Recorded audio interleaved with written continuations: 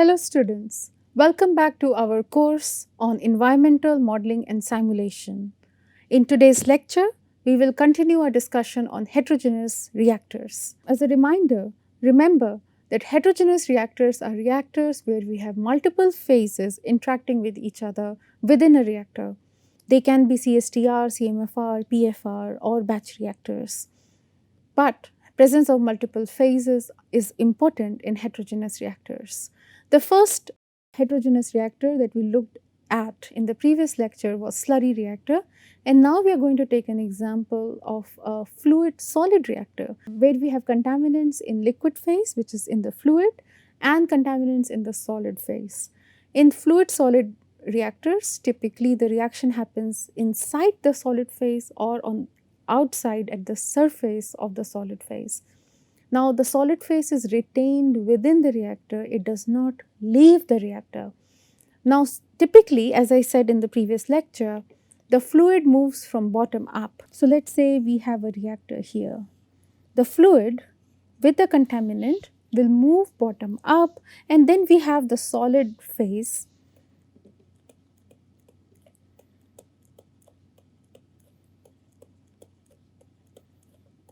packed within the reactor. So, these are packed bed reactors, and if the solid phase is immobilized, the solid phase does not move as the fluid moves from bottom up, and then from up we will retrieve the treated fluid. These solid packed materials never leave the reactor, and remember, as I said, the reaction happens either internally inside these solid phase, which may happen in presence of certain kinds of gel beads that we use for water treatment, or outside on the surface of these solids. So, the solid fluid interaction is very important. So, let me write here fluid solid. The other possibility is that our bed is not immobilized, it can move. So, what happens is in this particular case, as the fluid moves from bottom up, the material that we have packed moves up too. So, without the flow of the liquid from bottom up, let us say this is the amount of volume, the height that the packed material will occupy. Once the liquid starts moving from bottom up, it expands, but it is still retained by the reactor. Such kind of systems are known as expanded reactors.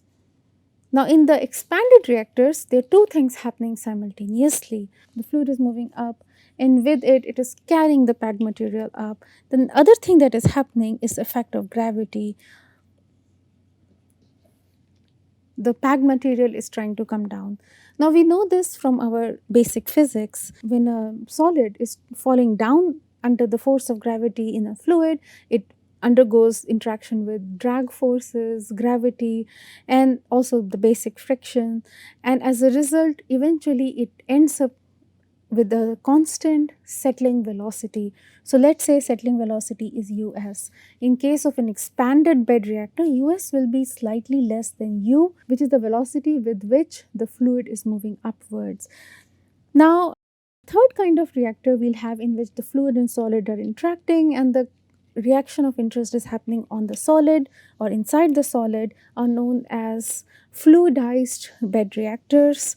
So, fluidized bed reactors is when the velocity, settling velocity of the solids is much less than the fluid velocity. So, in this case your fluid is moving up fast enough for the bed to rise and beyond what we call as expanded bed case. So, it will probably reach very close to the extremes of your reactor.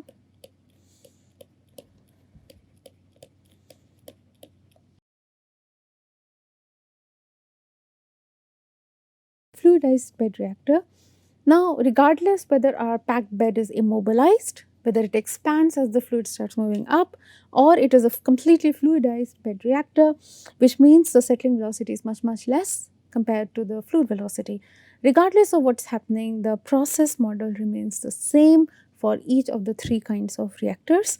So, what we are having here is reactor scale macro transport, which is basically advection. bulk action of the fluid moving up.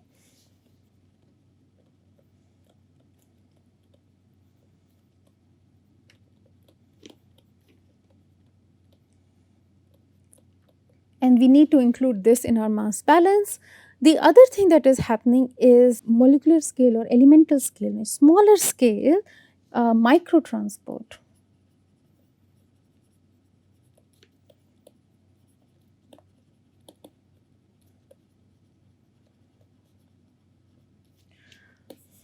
We need to include this also. Then obviously we have the degradation of the contaminant,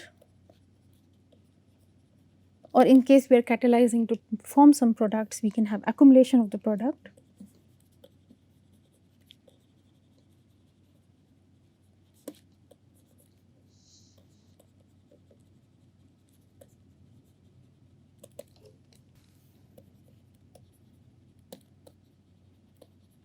All these four things need to be included in our mass balance. So at steady state, how does our mass balance look like for these fluid solid interactions? To understand that, what we need to do is we need to take a small strip. We are going to do what we did with plug flow reactors. We are going to take a small strip within this fluid solid reactors, and we are going to see what is happening via advection, what is happening because of diffusion, and what's happening when the contaminant is moving from solid phase to liquid phase or from liquid phase to solid phase, which is phase transfer. So we are going to take a narrow strip, and remember that this is going to look same regardless whether we have immobilized bed, expanded bed or fluidized bed. So let's say we are taking this narrow strip here. We can also take a narrow strip here or a narrow strip here, right? With each, I'm going to only show with one, but with each, it's going to be very similar. I'm going to use the third one, it's going to be the easiest for me to write. So first is that there is certain flow coming in and leaving. Fluid is moving in and leaving the reactor. So the rate at which the fluid is moving in and out of the reactor overall is Q, Q in, Q out, and the concentration of the contaminant in the fluid is C in. The concentration here will be C out. Remember, contaminant is in the liquid, not in the solid phase. The other thing is that in the highlighted area, which is a narrow strip, now this doesn't look very narrow, but you'll see it will be very narrow. In this narrow strip with dimension, A is the cross-sectional area and this is dz. I'm not using dx like we did in PFR, I'm using dz because we are dealing with height in the z dimension. So let's redraw this narrow strip that we have taken of dimension dz. In height, and the cross-sectional area is A, and then we have our bed here. Doesn't matter whether it is fluidized, expanded or immobilized.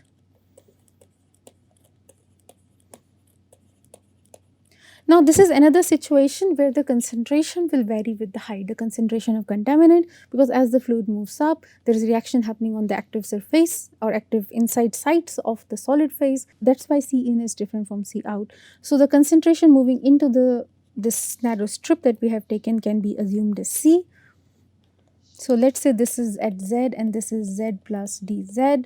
The concentration due to bulk action is C, and the flow rate will be same, which will be QC. So QC at CZ to show that this is the concentration at Z. When it leaves this narrow strip, and I will paint this narrow strip to make sure that you remember it's still the same highlighted area. So when it leaves this narrow strip, the flow rate bulk action is still Q, but now the concentration is at CZ plus DZ. Okay, the other thing that's happening is diffusion. So this is bulk action, bulk transport. Now in case of packed bagged reactors, whether fluidized, expanded or immobilized, we need to look at diffusion. We need to look at dispersion actually. It's not just diffusion, it's dispersion. And this will include diffusion, it will include macro scale dispersion,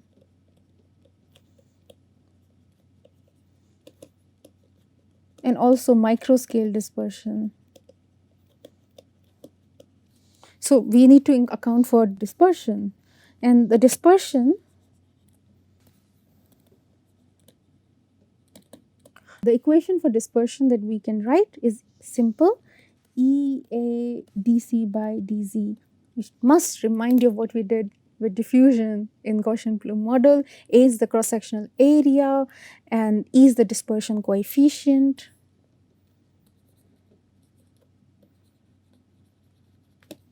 Which accounts for diffusion in all directions, macro and micro scale dispersion. Okay, now EA dc by dz, C here is C at z. Now here we will have EA dc z plus dz by dz. There is another factor that is happening, which is interface transport that we need to account for. So this is the first, bulk transport, second this, the dispersion, third is interface transport, because we are dealing with two phases now. Now please note that dispersion is always happening, we ignore it. In certain cases here we don't ignore it. Now interface transport can be summarized as NA ADZ, and we put a minus sign here. Now N is the interface transport flux and A is the effective or specific reactive area per volume of the reactor. So its unit is per length because it is area by volume, right? A is the cross-sectional area, dz is the narrow. So A dz is basically the volume of this narrow strip that we have taken. So let's put it all together in a system. So our system will look like dm by dt for this narrow strip C A dx LHS. RHS will be QC. So look here, QCZ, and I want to use CZ because we are going to expand CZ plus DZ to write it in terms of CZ minus what is leaving, which is QCZ plus DZ, plus this which is coming in due to dispersion, EA dc z by dz, minus what is leaving due to overall dispersion,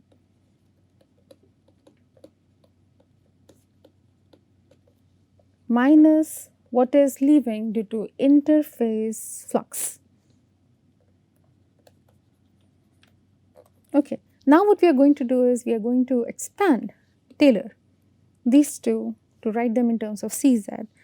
As long as dcz by dz is not equal to 0, which will not be the case here anyway, we can expand this and rewrite it simply as qcz minus qc plus q dc by dz into dz plus ea dcz by dz minus EA dc by dz plus d by dz EA dc by dz into dz.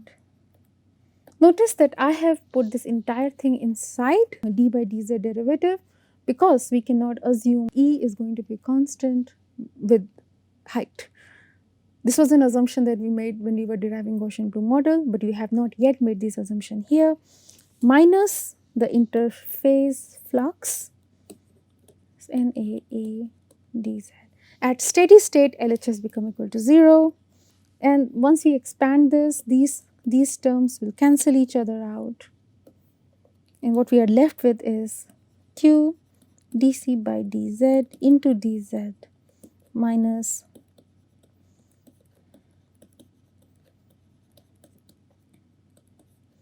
into dz minus NA A dz, and dz is common in all, dz is not equal to 0, so we can take dz out. And now let's look at here, we have q dc by dz. Now we are going to take EA out, A is constant, And assuming, now we are finally assuming that E is not changing with Z. So E A double derivative of C with Z, N A.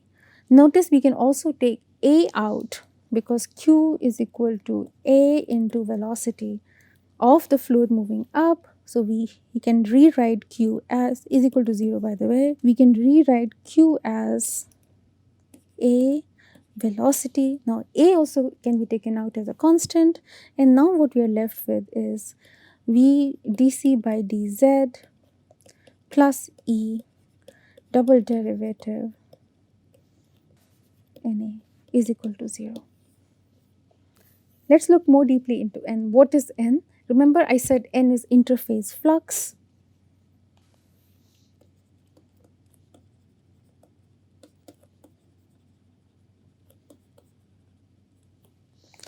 N is interface flux, interface transport. So we can write this as N is equal to Kf del C, where del C is equal to C minus C naught. Kf is the mass transfer coefficient. We have talked about these coefficients in the earlier lectures, and let's look at C minus C naught. C naught is the concentration in the fluid concentration immediately next to the solid phase.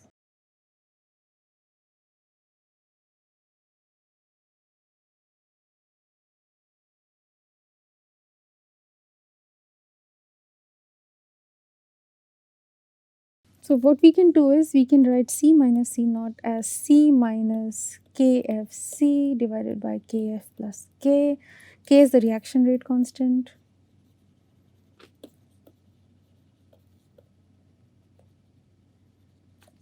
Okay, and we are assuming this is the first order reaction rate constant.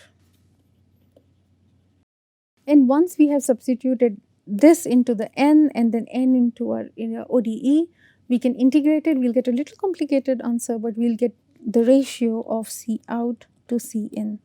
Okay, so this was fluid solid reactor. The next kind of reactor that we are going to look at are fluid reactors. So we have fluid reactors. Okay, so in fluid systems, we typically are dealing with gas liquid systems. Now this is not liquid system because then they can mix and we'll get a homogeneous reactor. Remember, we are still talking about heterogeneous reactor. So we have two fluid phases, which is gas and liquid. We are talking about gas liquid systems, and for example, during ozonation, we bubble the ozone gas through the water when we are using ozonation to disinfect our drinking water. So one classic example is ozonation. And we also do air stripping, which is another example of gas liquid phase transfer and reaction happening in the interface of gas and liquid. And then we also use this in our slurry tanks, like in active aeration tanks of ASP processes, and also in stabilization ponds, where aeration is happening at the surface of stabilization ponds or because of vegetation and the algae in the stabilization pond, and we have interaction between gas and liquid. These are very important for environmental processes, environmental scientists, and here also we can have packed columns. So why packed columns in fluid for fluid transfer? The packed column increase the effective surface area for the reaction to happen. Very important distinguishing factor between fluid solid reactors, which are packed, and fluid reactors, which are packed, is in fluid reactor, the reaction that is of interest is happening because of gas liquid interaction of two fluids. However, in fluid solid reactor, the reaction is happening because of interaction between fluid solid. So for example, I gave ASP as an example of both fluid solid, and now I'm giving it as an example of fluid reactors. How is that possible? In the aeration tank of an ASP, we have transfer of oxygen from gas phase to liquid phase. So that mass transfer of oxygen from gas phase to liquid phase is a fluid reactor. So when we are modeling how this oxygenation happens in aeration tank, we are dealing with a fluid situation. When we are looking at degradation of the substrate by microbes, remember we used the Monod equation in the previous lecture. Then we are talking about fluid solid reactor, because now we are looking at the reaction happening on the substrate, on the solid phase with the substrate present in the liquid phase. So the substrate is liquid phase and the microbes are in flux suspended solid phase. In that case, we will use what we learned at fluid solid reactor. Okay, so in fluid reactor, we are going to look at packed columns, and here the packing material only increases the effective surface area for the interaction between the gas and liquid and the reaction to go on. Let's take a very simple example of a packed column.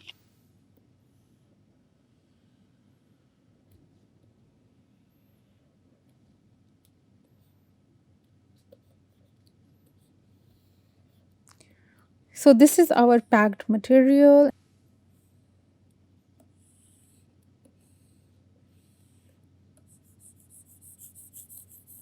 So the brown is basically the packed reactor. I don't want to make so many little particles to show that this has solid phase in it. It has porous areas too, so it is not completely solid. Now what we are doing is we are inflowing the contaminated water from the top.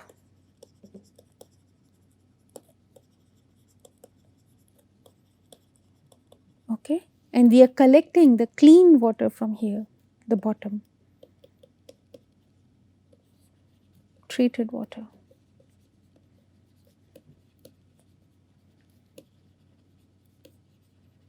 This is our packed bed.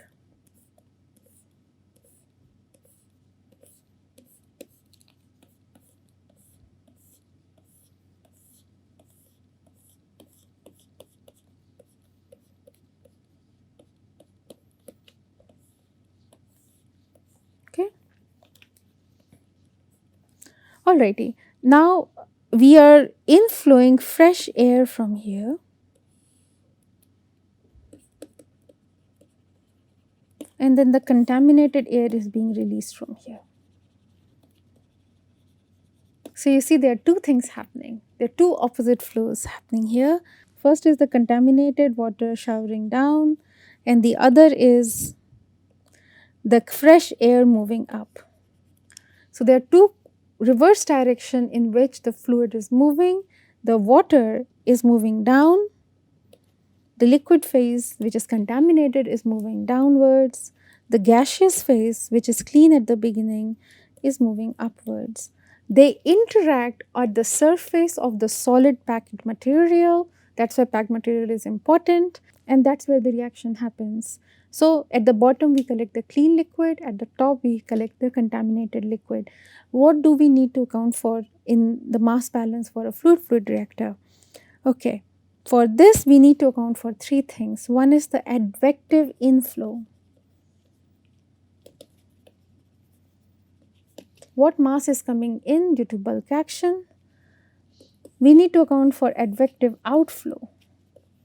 What mass is moving out due to advection? And then the third thing that we need to account for in mass balance in fluid reactor is mass transfer to gaseous phase. So this is again the interface flux, the interface transfer. Okay, again what we are going to do is we are going to take a narrow strip of a very small length or height, depending on how the reactor is set up, and then at steady state we will have advective inflow, which is Qx. At steady state, remember dm by dt will become equal to 0. So Qx coming in minus Qx minus dx. So the reason why there is a minus sign here is because remember the advective movement of the liquid is happening top to bottom. So if we look at a small layer here and we say this place is known as x, then after a small time the fluid will reach x minus dx, right? So the movement is happening from x to x minus dx. So we have this narrow strip that we have taken in our reactor. Dx is the width of it, and here we have at small x we have the concentration capital X in the water. Water is moving from top to bottom. At x minus dx the concentration will be x minus dx, which we can find out using Taylor's expansion. It will be some amount less than x, so I am just writing Qx minus dx. And then we have mass transfer. KL is the mass transfer, overall mass transfer coefficient from liquid to gaseous phase. And then we have the effective area, reaction area per volume of the reactor, cross sectional area of the reactor, and dz. I should use dz here.